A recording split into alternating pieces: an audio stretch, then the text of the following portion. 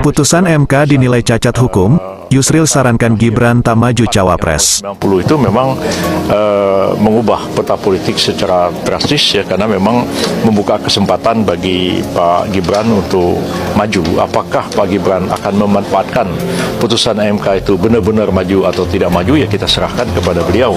Kalau beliau mau konsultasi dengan keluarganya, ya tentu ya kita serahkan sepenuhnya kepada beliau. Walaupun saya katakan bahwa ini adalah putusan yang kontroversial dan mengandung cacat hukum di dalamnya, putusan ini problematik, ya kita serahkan kepada beliau, dan saya percaya bahwa Pak Jokowi dan sebagai kepala keluarga dan Mas Gibran sendiri tentu akan mengambil keputusan yang paling bijaksana di tengah-tengah kemungkinan reaksi yang makin meluas akibat dari putusan yang kontroversial ini.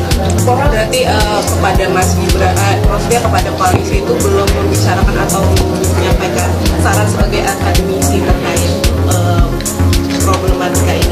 Ya, kalau sekiranya besok atau hari ini ada pertemuan dan ketua-ketua partai akan diberikan kesempatan berbicara, saya akan menyampaikan apa yang saya pikirkan hari ini.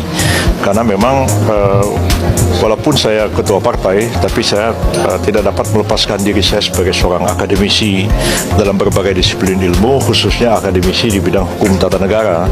Saya tahu putusan MK itu problematik, saya tahu implikasi-implikasinya, dan kalau dilaksanakan bisa kontroversial, dan saya akan sampaikan itu kepada rapat koalisi, dan kita lihat nanti pandangan dari ketua-ketua partai yang lain, dan kita musyawarahkan. Andai pun dikatakan bahwa ya meskipun kontroversial kita jalan terus mengajukan Pak Gibran, ya saya sebagai anggota koalisi mengatakan ya saya menghormati putusan koalisi, karena dalam demokrasi itu kan orang yang kalah harus ikut orang yang menang. Ya, jadi kalau misalnya ada 9 orang mengambil keputusan, 7 orang setuju, 2 nggak setuju.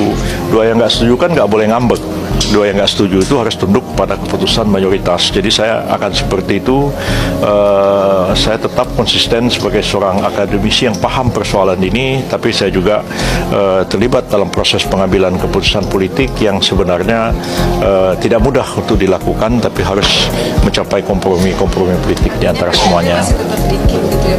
Ya, PBB ya, kalau misalnya koalisi tetap mengatakan bahwa Pak Prabowo mengusulkan Pak Gibran, saya sudah kemukakan pandangan saya. Jadi kalau di DPR itu kayak Major Hays Nota begitu, jadi menjadi catatan sejarah, jadi pengetahuan umum bahwa saya sudah mengemukakan satu pendapat seperti ini. Tapi kalau misalnya mau ditempuh jalan terus, ya saya menghormati itu putusan demokratis, tapi jangan sampai saya tidak menyampaikan apa yang saya tahu dan saya paham tentang persoalan itu.